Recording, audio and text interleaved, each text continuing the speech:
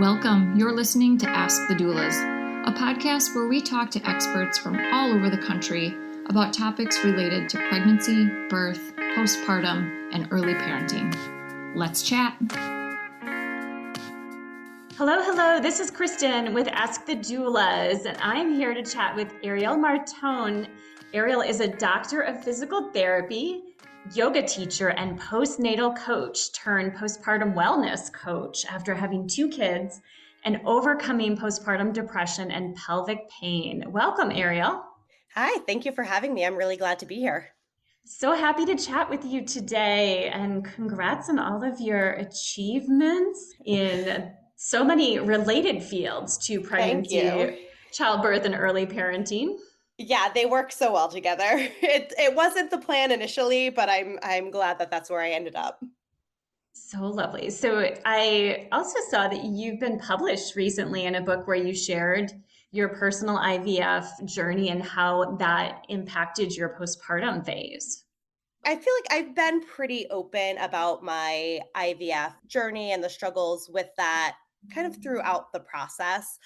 But writing the chapter in that book, it was a little bit therapeutic for me to kind of just get it all out there in one go.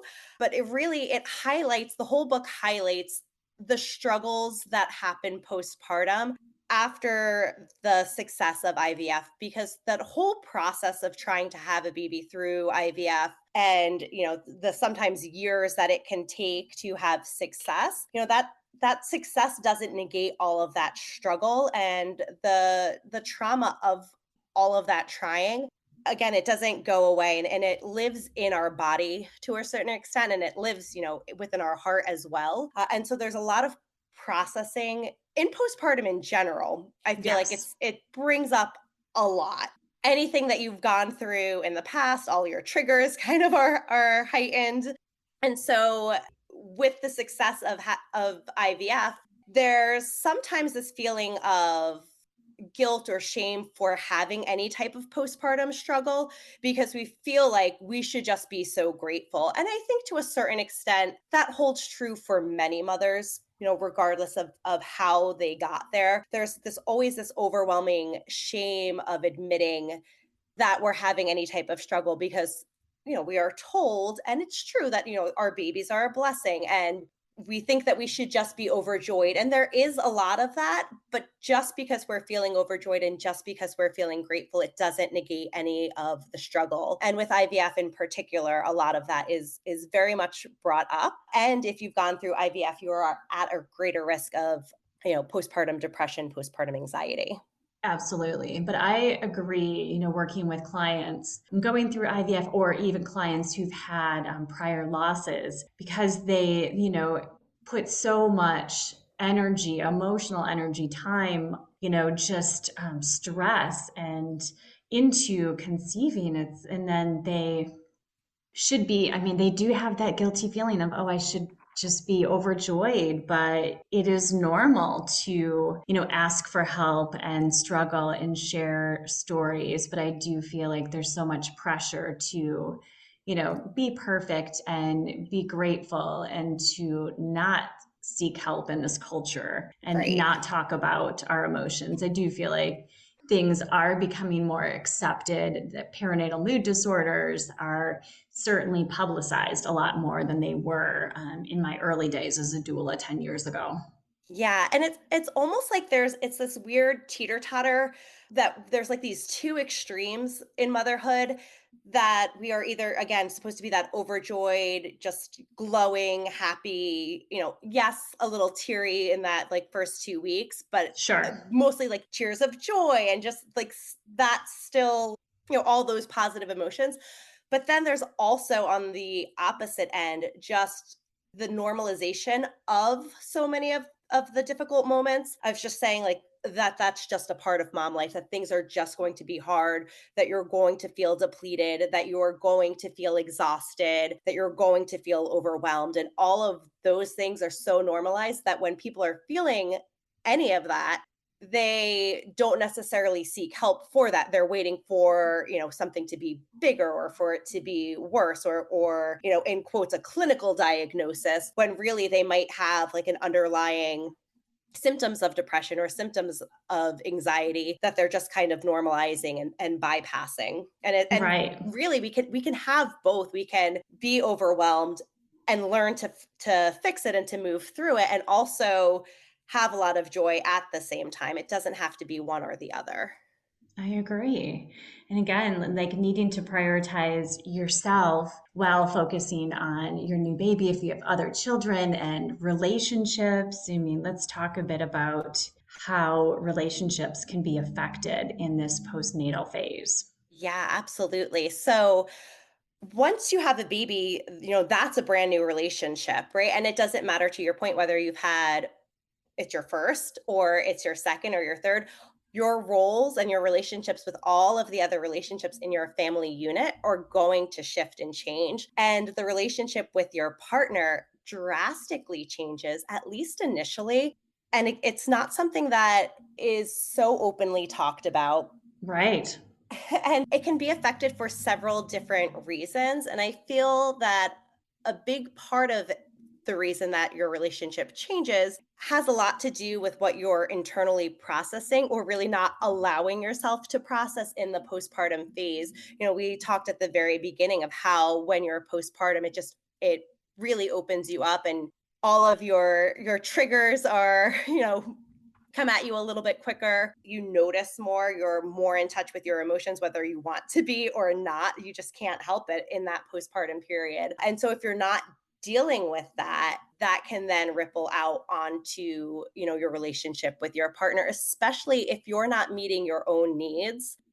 There can build up a lot of resentment around that. If you're not clear on what you need, and your partner may not know what you need at that time to kind of, fill that gap, because you're so focused on taking care of your baby. And we kind of just expect that our partner knows to take care of us in that time. And I think for most of us, they do, but they may not know exactly how. And we especially if we don't ask or tell exactly. them how to support. So it can, Exactly. if they haven't been through it before, if it's baby one, then there are unknowns for both, Right. of the partners in the relationship. So Yeah. And I feel like as mothers, we're told that we need to be able to do it all. And asking for help is really hard, even if it's, asking for help from our partner. So kind of being able to work through that, talking with your partner beforehand about having them be maybe a little bit more proactive. I think postpartum planning is a huge piece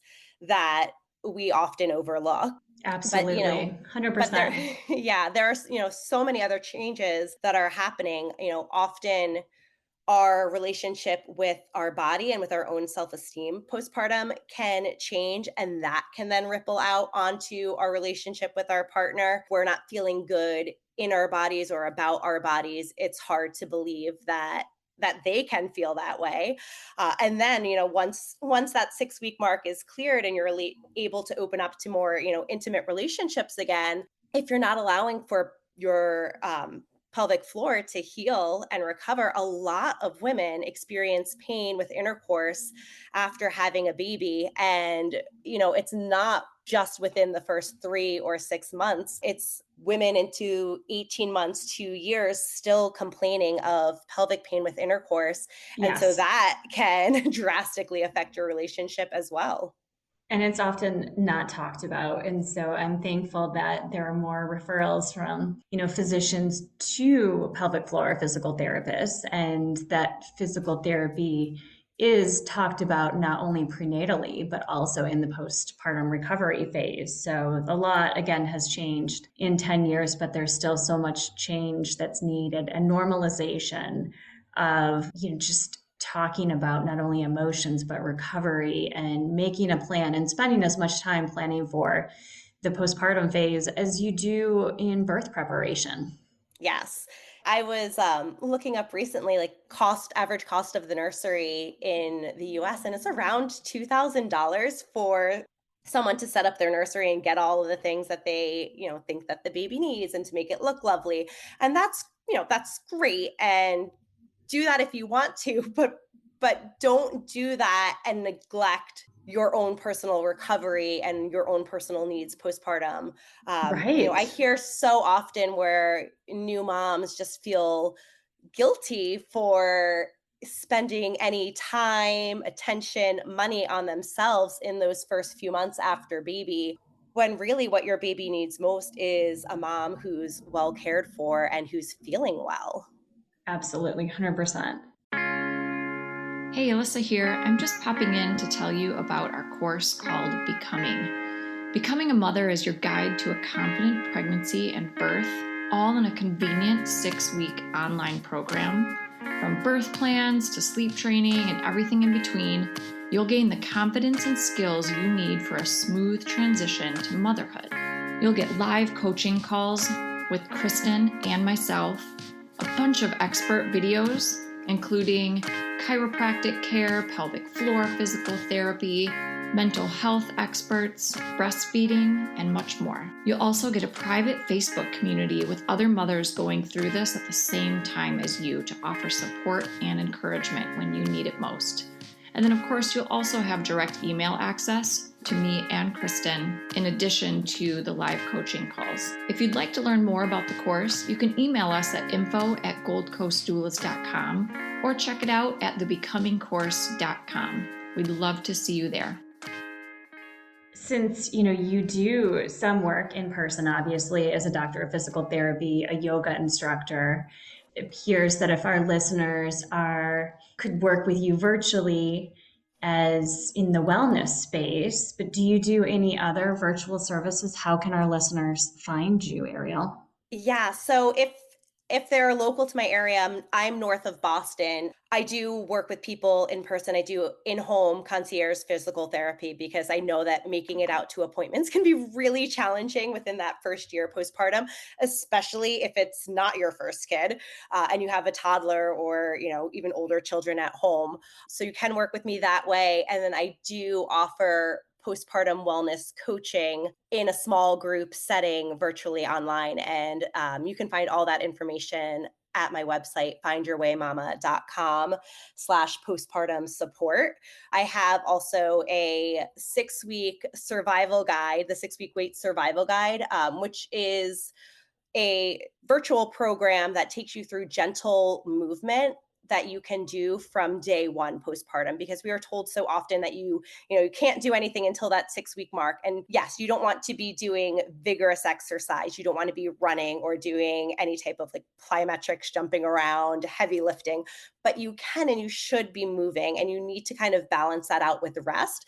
And so that program is a really great way to get started. There's no coaching there because I feel like, within those first 6 weeks, it's just so much of an adjustment getting home that there's not that face-to-face connection, but it gives you that guided program with a lot of education on what to expect as far as relationship changes and some talk about sleep and really just basic care information, like going to the bathroom, having your first bowel movement after baby, things that aren't really talked about that we really should be getting in the hospital before we go home with baby. But we don't. So this is my way of offering that to new moms, and it's a great way to get started. So how do our listeners find your amazing 6-week survival guide? Yeah, so they can get it a few ways. They can get it on my website, which I mentioned before as findyourwaymama.com. And that it would just be underneath the postpartum support tab. So it's right there. You can also find it on my Instagram. It's in the link in my bio. So again, another easy way to access it. And if you're kind of on the fence about it, which I know people say this, but this is something that I think that every, soon to be mom or, recently became a mother really should have.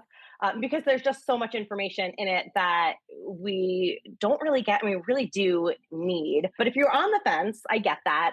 There's a free guide that's in my link in bio as well that is, just 9 quick tips on pelvic floor recovery after childbirth. So that's a good way to kind of ease into it if you're thinking about it. That's so helpful, Arielle. And so what are a couple of those tips, if you don't mind sharing? Yeah, absolutely. So one of the tips is really focusing on allowing the pelvic floor to relax initially. So we're not so focused on strength right away. It's not something that we want to ignore completely. And for some people, they're going to need more strengthening than others. But generally, after having given birth, whether it was a vaginal birth or a cesarean birth, our pelvic floor tends to really tense up and tighten up because it was a traumatic event for our pelvic floor to experience. There's, again, whether or not you actually pushed your baby out, if you're having those contractions, there's pressure down on the pelvic floor, not to mention the pressure of carrying the baby for the, 9, almost 10 months of actually carrying the baby. So it's gone through a lot, and often that tends to be an area where we hold tension as well. So if we're trying to process our own birth stories, or even just the challenges that come with being a new mother, a lot of that tension can be held in the pelvic floor. So a tip is to start by relaxing the pelvic floor. So I go into some breathing tips, breathing exercises in the guide, as well as positioning. So for the positioning, one of the tips I talk about is like a yogi squat, that squatting position where, your hips are lower than your knees, and you can do it supported. You don't have to hang out there. You can, sit on some pillows, sit on a cushion, prop something underneath your heels if they're not able to have, you're not able to have your feet fully on the ground. But that position is one that kind of allow the pelvic floor muscles to lengthen. And if you do support yourself in it so that you're not straining in the position, it can allow for that pelvic floor to really start to relax and soften. And that way, when the time comes, you'll be able to strengthen it in an effective way. Yeah. Very helpful. So obviously, tip number one would be to, work with you directly or purchase your 6-week survival guide. But what are your other tips for busy moms who are in that postpartum phase to prioritize themselves? Yeah, it's so hard because we are very much conditioned not to prioritize ourselves. I think as women in general, but especially as mothers. So it's going to feel really uncomfortable first. And I want people to know that if it feels uncomfortable, it's not necessarily because you're doing something wrong by prioritizing yourself, but it feels uncomfortable because you're not used to it and it's different. And it's hard to do things that are, different from our everyday, and that forces you to, or challenges you to change a little bit. That can be tough. My biggest tip would be to start prioritizing yourself while you're with your baby. I feel like for me, and I know for a lot of other, women, mothers that I work with, it's almost that we're told, one of two things. Either we have to be completely selfless and we are, 100% for our baby, or we're told that we need to do self-care, and that means putting your baby down and doing something on your own. And I really do think that there can be a happy middle where you're not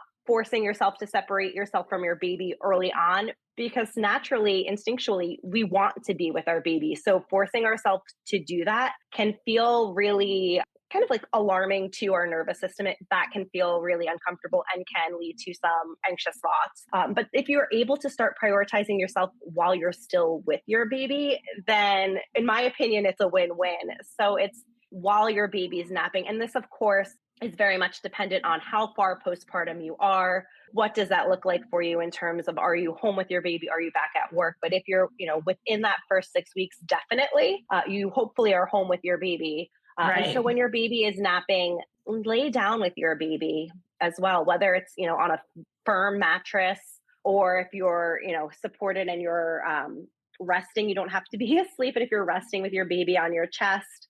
If you are taking a nap with your baby, again, you do want it to be a firm mattress, or even on the floor, making yourself comfortable there, having a little bit of floor time with your baby. That is a really great way to start to allow yourself to get the rest, because early on, the sleep is really, really challenging. And I know it's something that I feel like we hear, at least I heard often, and initially I rolled at it, the sleep when baby sleeps. And there are so many great memes out there about it, of like, yeah, sure, I'll just vacuum when baby's vacuuming and whatnot. Right. I think it's important. And I think, again, it goes with that feeling of being a little uncomfortable, because we're forcing ourselves to stop and to rest. And that's not something that we want to do, because we have that running to-do list in our mind. So if you need to, jot all of that down, do a bit of a brain dump beforehand. That way you can see what you need to get done.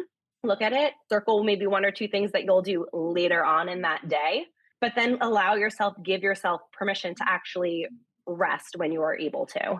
Great advice. So you mentioned Instagram and other social media sites that you are engaging with. How do we find you? Remind us of your website once again, Arielle, and your social media channels. Yes. Yeah. So my website is findyourwaymama.com. And on social media, I am at Arielle Martone. That's Arielle Martone, Martone. And that is on Instagram and Facebook. Excellent. So any final thoughts to share with our listeners, Arielle? So many things, but I think it's really important that we start to value our postpartum period of time as opposed to rushing through it. And again, I know that comes with some discomfort because it's hard to pause. It's hard to rest and to stop and to actually do it as opposed to saying that we're doing it, or we're saying that we're resting, but we're scrolling on our phone for 3 hours. And then all of a sudden it's midnight and the baby is up again. It's learning to lean into that, learning to lean into the discomfort, acknowledging that it's hard, but not wallowing in it. I think, again, with everything, there's a balance. And with everything, it's kind of an end, but, or an end, or type of situation. It's not an all or none. And postpartum is very much highlights that. Exactly. So it's leaning into the hard, it's acknowledging where you are at, and it's, looking to move through it as opposed to getting stuck in that. Beautiful. Thank you for sharing so much of your wisdom with our listeners. I love chatting with you, Arielle. Oh, thanks for having me, Kristin. It was great. Have a great day. Thank you. You too. Thanks for listening to Ask the Doulas. For more information about Gold Coast Doulas, visit us on our website, goldcoastdoulas.com. We're also on Instagram, Facebook, and YouTube. If you like this podcast, please subscribe and give us a 5-star review.